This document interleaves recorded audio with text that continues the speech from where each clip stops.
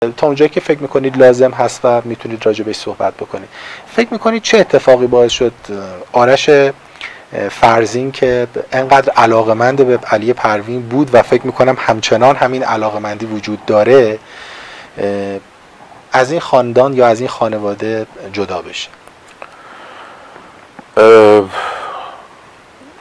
اول از اون که من 22 سال با این خانواده زندگی کردم و الان مدت 1 سال هست که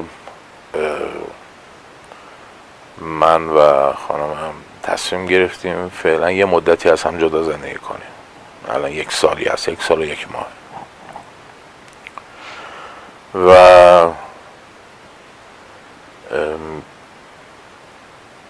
میتونم بگم که تو این زندگی من نقش بزرگی داشتم توی این اتفاق. یعنی این جدایی منظورتون؟ بله، این مقصرش تا یه جاهای زیادی من خودم بودم.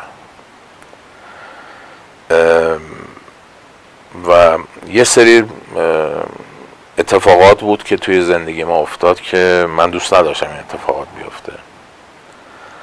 از جمله ورود خانم من به عرصه سینما. یعنی دختر آقای پروین الان وارد فضای بازیگری یا چیز شبیه به شده؟ الان نه، خیلی وقته. یه فکر میکنم اولین کاری که ایشون کردن با آقای کیمیایی که در مثلا در حد مثلا یه سکانس 2 دقیقه‌ای بود، برمیگرده به 10 سال 11 سال پیش. خودتون هم حضور داشتین در پشت صحنه فیلم؟ من نرفتم چون مخالف بودم، چون من به خانمم گفتم من این عرصه رو میشناسم، عرصه هنری رو باش بزرگ شدم و به خاطر پدرم دیدم چه اتفاقاتی میفته، چه اتفاقاتی پشت صحنه هست و این عرصه سالمی نیست. و شما به عنوان یه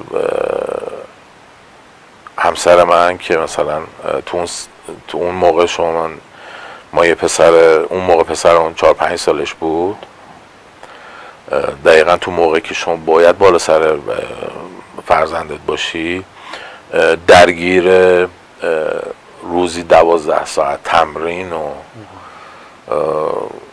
به مدت مثلا 2 ماه 3 ماه برای یه فیلم تمرین کنین و 12 ساعت 13 ساعت بالا سر بچت نباشی. حالا چون تو امکانات اینو داری که حالا تو خونه پدریه و حالا 4 تا نفر هستن که اونجا کار میکنن و مواظب بچه تو هستن، این دلیل برای نمیشه که شما بچت رو رها بکنی و باید بالا سر بچت باشی.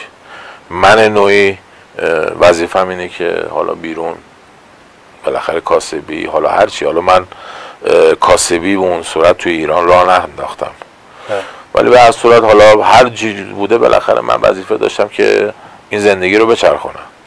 خب ما صبح میرفتیم شب میومدیم. خب شما که درگیر این داستان و این بچه چه اتفاقی میخواسته براش بیاد؟ یعنی اگه بچه‌ای در کار نبود، فرزندتون به دنیا نیامده بود، شما موافق بودین با حضور ایشون؟ اصلا. پس بچه بهانه بود دیگه یه جوری؟ نه، بچه من همش میگفتم که عوض میگفتم این جایی که داری میری جای سالمی نیست و من یادم خانم فروزان، بله، هنرپیشه، عاشق پدر من بود. دیگه نزدیک در خونه ما رو بشکنه بیا تو. یعنی در همون دوران قبل از انقلاب؟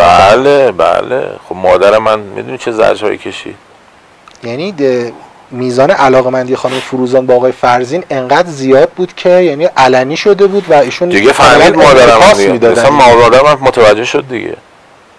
خب این به مرحله یک ارتباط هم رسیده بود یا اینکه من نمیدونم چه اتفاقی افتاده.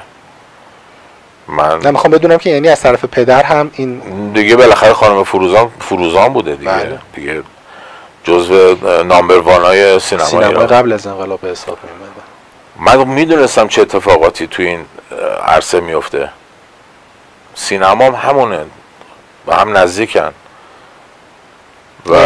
یعنی شما یک تمایزی بین سینمای قبل و بعد از انقلاب قائل نبودی؟ نه اصلا این هیچ فرقی نداره. آخه میدونید من دلیل اینکه این سوالا رو میپرسم، ببینید وقتی شما یک نظری رو ارائه میکنید ممکنه که از بین مخاطبین ما تعدادی از هنرمندان فعلی سینمای ایران هم باشن و این ممکنه برای اونها جنبه غیر محترمانه ای پیدا بکنه این صحبت، که مثلا شما بفرمایید که پشت صحنه سینمای ایران خب فساد درش زیاده، که شاید خیلی ها معتقد به این باشن که به هر حال فساد در همه زمینه‌ها، حتی در فضای خود ورزش هم ممکنه شاهد فساد باشیم. از قبیل حالا من با فوتبالیستای جوان زیادی مصاحبه کردم که عده‌ای براشون مثلا هدیه می آوردن یا توی تمرین تیم حضور پیدا می‌کردن و بعداً این ماجراها به جاهای دیگه‌ای هم ختم شده. پس بنابراین میتونیم فساد رو در هر منظر و هر مقطعی و در هر میشه گفتش که ژانری جستجو بکنیم و باشه. این که شما میفرمایید پشت صحنه سینما چنین اتفاقایی میفته، ممکنه رخ بده. حالا اینجا من دارم از نگاه خودم مسئله رو مطرح میکنم، ولی این که ما بخوایم فضای سینمایی کشور و حضور هر هنرمندی در فضای مثلا سینما رو اتصال بدیم به این که مثلا ممکنه درگیر فساد باشه، شاید یه ذره خیلی اتفاقه، یعنی در اصل میشه گفت خیلی نظر درستی نباشه. من حرف شما رو قبول دارم، ولی بالاخره تو هر ضمن که شما ببخشید میونی کردم، ضمن که شما به هر حال به همسرتون هم به عنوان اینکه همسرتون بود اعتماد میکردین دیگه، یعنی اعتماد داشتین دیگه. بله دقیقاً، ولی من اونجا رو دوست نداشتم که ایشون ورود بکنه. مثلا مشکلم ایشون نبود، من مشکلم این کار بود. اصلا دوست نداشتین همسرتون هنرمند باشن مثلا؟ نه اصلا بهشم گفتم، روز اول من گفت من یک دونه فیلم بازی میکنم به خاطر علاقه‌ای که از بچگی داشتم. به قول معروف این از تأمین بشه. همه این یه دونه تبدیل شد به 2 تا، تبدیل شد به 3 تا فیلم، تبدیل شد به 2 تا 3 تا تئاتر. وقت زمانی که برای تئاتر میذارین شما از سینما خیلی بیشتره، چون تأمیناتشون خیلی بیشتره. خب اینا به مرور زمان تبدیل شد برای من برای یک متاسفانه یه سری اتفاقات افتاد که نباید می افتاد دیگه. ببینید این که به هر حال در مقطعی به عروس آقای پروین هنرمند بودن تاثیرگذار در رأی همسر شما بود برای اینکه بخواد وارد این هیته بشه؟ آناهیتا درگاهی رو میگین؟ حالا بله، با توجه به اینکه ایشون به هر حال نه ایشون قبل آناهیتا رفته تو این داستان. این علاقه پس از خیلی از بچگی بود، بچگی درشون بود. بله. نگاه خود آقای پروین چی بود به اینکه دخترشون حالا بخواد وارد فضای سینما بشه؟ ایشون هم زیاد موافق نبودش، ولی دیگه بعدش دیگه چیزی نمیتونست بگه. حالا الان 1 سال گذشته و همونطور که گفتین ترجیح شما این بود که توی این مدت زمانی دور از هم زندگی بکنید، ولی من احساس خودم به عنوان یک خبرنگار میگه که شما همچنان به این زندگی و به همسرتون علاقه‌مندین و حالا میخوام ازتون این سوالو بپرسم: آیا این دوری 1 ساله باعث شده که شما بخواید تجدید نظری در برخی از افکار و عقایدتون نسبت به ایشون داشته باشین؟ طبیعتا همینه و متاسفانه ایشون اون اطمینانی که باید شاید به من بکنه دوباره نمیتونن بکنن. حالا تا امروز که من الان در کنار شما هستم نتونستم اطمینان ایشون رو جلب بکنم. دقیقا همونجوری که فرمودین من این زندگی رو دوست دارم و 22 سال زندگی کردم، بالاخره کم نیست. بله. و ما توی سن و سالی هستیم که خب من الان 50 سالمه، خانمم 4-5 سال از خودم کوچیک‌تره. توی سن و سالی نیستیم که بخوایم مثلا الان وارد یه شیطنت‌های تینیجری داشته باشیم. نه اصلا وارد یه زندگی جدیدی بخوایم بشیم. دوباره مثلا بخوام ازدواجی بکنیم یا سخته، نه که نشه نکنیم طبیعی، ولی سخته با حضور والارضا پسرمون که الان 17 سالشه بله. و به نظر من توی سن و سالیه که به ما هر دو احتیاج داره. دقیقا. و